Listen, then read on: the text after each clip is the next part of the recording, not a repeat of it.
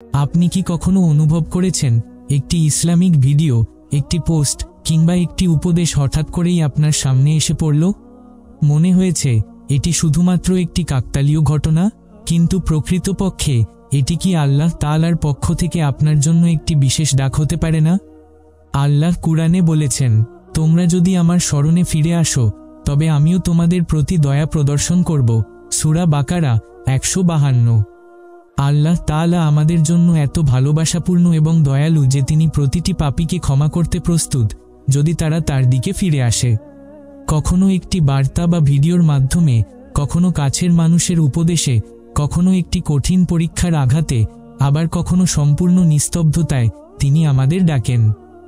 আজকের আলোচনায় আমরা এমন 4টি ইঙ্গিত নিয়ে জানব যেগুলোর মাধ্যমে আল্লাহ তাআলা আমাদের সঠিক পথে ফিরে আসতে ডাকেন।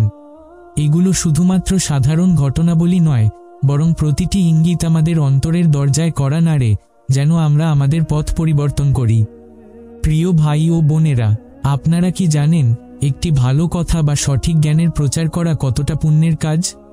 রাসূল সাল্লাল্লাহু আলাইহি ওয়াসাল্লাম বলেছেন, যে ব্যক্তি কোনো ভালো কাজের দিকে নির্দেশ করে সে সেই কাজটি করার সমপরিমাণ সওয়াব পাবে। মুসলিম 1893। তাহলে ভাবুন, যদি এই ভিডিওটি আপনার শেয়ারের মাধ্যমে কারো হৃদয় পরিবর্তন আনে, কেউ গুনাহ থেকে তাওবা করে কিংবা আল্লাহর পথে ফিরে আসে, তাহলে আপনি সেই প্রতিটি ভালো কাজের সওয়াবের অংশীদার হবেন।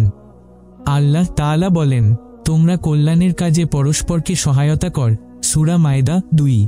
আপনার শেয়ার করা একটি ছোট কাজ হতে পারে, কিন্তু তার প্রভাব হতে পারে অনন্তকালীন।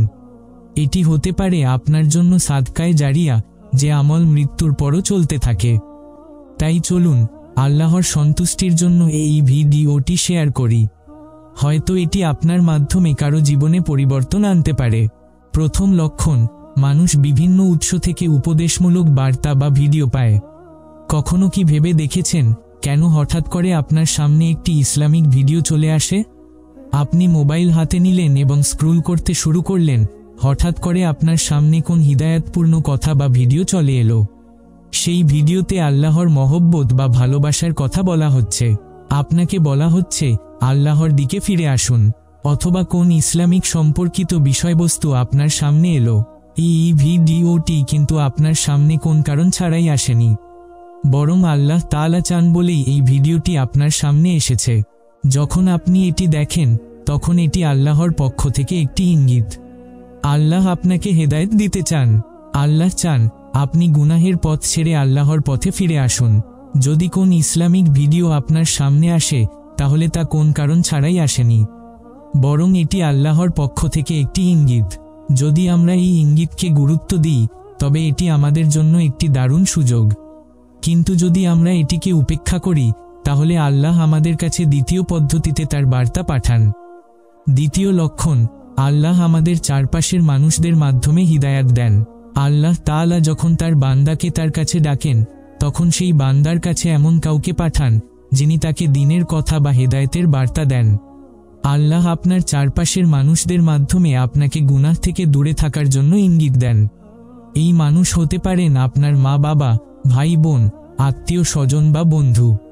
তারা যদি আপনাকে বারবার পথে চলার কথা বলেন বা গুনাহ থেকে বিরত থাকতে বলেন, তাহলে বুঝে নিন এটি আল্লাহর পক্ষ থেকে একটি ইঙ্গিত। তাদের কথা অবহেলা করবেন না। এটা ভাববেন না যে তারা নিজেরা আপনাকে এসব কথা বলছেন, বরং আল্লাহ তাদের মাধ্যমেই আপনাকে এই কথাগুলো শোনাচ্ছেন। তারা আপনাকে গুনাহ থেকে বাঁচাতে চেষ্টা করছেন, আর এটি আল্লাহর এক বিশেষ রহমত। যদি কোন বন্ধু বা অপরিচিত ব্যক্তি আপনার কাছে এসে দ্বীনের কথা বলেন, তাহলে তাকে গুরুত্ব দিয়ে শুনুন, কারণ সে নিজে থেকে আপনার কাছে আসেনি, আল্লাহ তাকে আপনার জন্য পাঠিয়েছেন।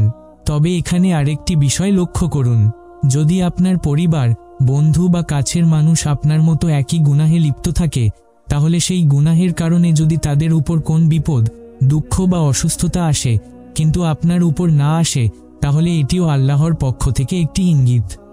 আল্লাহ আপনাকে সুযোগ দিচ্ছেন গুনাহ থেকে ফিরে আসার এবং তাওবা করার। তবে যদি আমরা এই ইঙ্গিতকে অবহেলা করি, তাহলে আল্লাহ আমাদেরকে তৃতীয় একটি পদ্ধতিতে আহ্বান করেন। এটা নিয়ে পরবর্তী অংশে আলোচনা করব। তৃতীয় লক্ষণ, কঠিন পরীক্ষার মাধ্যমে। তৃতীয় ইঙ্গিতটি হয় একটি কঠিন পরীক্ষার মাধ্যমে। এই পরীক্ষা হতে পারে এমন কিছু যা আপনার ইচ্ছার বিরুদ্ধে ঘটে। কোন খারাপ মানুষ আপনার জীবনে প্রবেশ করতে পারে, আপনি কোন গুরুতর অসুস্থতায় আক্রান্ত হতে পারেন, আর্থিক সংকটে পড়তে পারেন, অথবা এমন কোন পরিস্থিতির সম্মুখীন হতে পারেন যা আপনি একদম পছন্দ করেন না। এই পরীক্ষা মানুষকে বুঝিয়ে দেয় যে সে নিজেই কিছুই করতে সক্ষম নয়। মানুষ আল্লাহকে ছাড়া সম্পূর্ণরূপে অসহায়। কোরআনের সূরা সাজদার 21 নম্বর আয়াতে আল্লাহ বলেন, কিয়ামতের বড় শাস্তির আগে আমরা তাদেরকে ছোট শাস্তি আস্বাদন করাবো যাতে তারা আমাদের দিকে ফিরে আসে। এই আয়াতে বোঝানো হয়েছে যে দুনিয়ার ছোট ছোট শাস্তিগুলো আল্লাহর পক্ষ থেকে আসে মানুষকে হেদায়েত দেওয়ার জন্য, যেন তারা তাওবা করে এবং আল্লাহর দিকে ফিরে আসে। বেশ কিছু মানুষ এই তৃতীয় ইঙ্গিতে পর তাওবা করে এবং আল্লাহর পথে ফিরে আসে, কিন্তু কিছু মানুষ আরও বেশি নাফরমানি করে। তাদের জন্য আল্লাহ তাআলা চতুর্থ ইঙ্গিত পাঠান। চতুর্থ লক্ষণ, আত্মবিস্মৃতি ও দুনিয়ার মোহ। আপনার কি কখনো মনে হয়েছে এমনও হতে পারে যে আল্লাহ আপনাকে আপনার নিজের অবস্থায় ছেড়ে দিয়েছেন?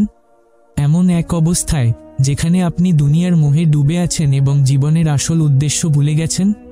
যদি কোন ব্যক্তি আল্লাহর দিকে ফিরে না আসে তবে আল্লাহ তার জীবন ধ্বংস করে দেন। তবে এখানে ধ্বংস বলতে শুধুমাত্র শারীরিক বিপদ বা কষ্ট বোঝানো হয় না। আসলে আল্লাহ সেই ব্যক্তিকে স্বাস্থ্য, সম্পদ এবং সমস্ত ইচ্ছা পূরণের সুযোগ দেন, কিন্তু তা শুধুমাত্র এই পৃথিবীতে জীবিত থাকার সময় পর্যন্ত।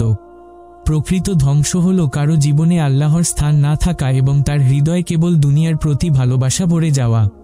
যার জীবনের একমাত্র লক্ষ্য হয় এই দুনিয়া এবং যার অন্তরে শুধুমাত্র দুনিয়ার মোহ স্থান পায়, সে ব্যক্তি ধ্বংস হয়ে যায়। এই ধ্বংস তাকে দুনিয়াতেও কষ্ট দেয় এবং পরকালেও নিয়ে যায় শাস্তির দিকে। যদি কোন ব্যক্তি পাপ করে, আল্লাহর অবাধ্য হয় এবং নিজের প্রবৃত্তির অনুসরণে দৌড়ায়, তবুও তার জীবনে কোন পরীক্ষা বা শাস্তি না আসে, তবে তার বুঝে নেওয়া উচিত যে আল্লাহ তাকে তার অবস্থায় ছেড়ে দিয়েছেন। আল্লাহ তাকে দুনিয়ার সমস্ত সুযোগ দিয়েছেন, কিন্তু তার থেকে পরকাল কেড়ে নিয়েছেন। পরকাল কেড়ে নেওয়ার অর্থ হল পরকালে তার কোন অংশ নেই, সেখানে তার জন্য থাকবে শুধুমাত্র জাহান্নামের আগুন এবং চিরস্থায়ী শাস্তি।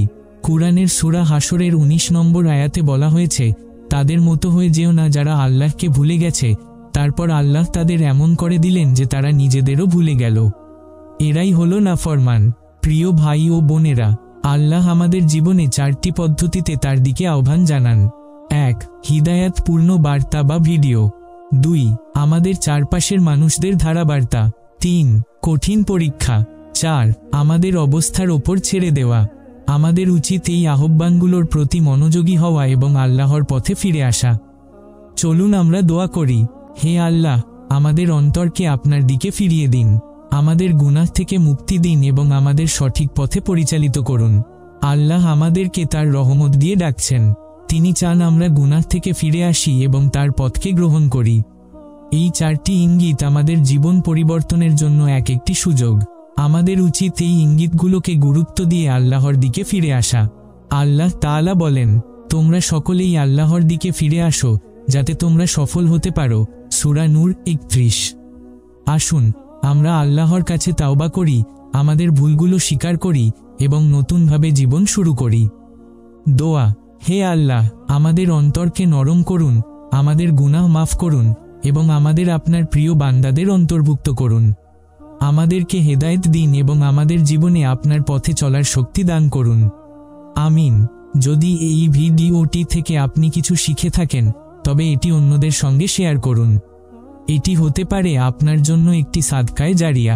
আপনার ছোট একটি প্রচেষ্টা অন্য কারো জীবন পরিবর্তন করতে পারে। আমাদের সঙ্গে থাকার জন্য ধন্যবাদ।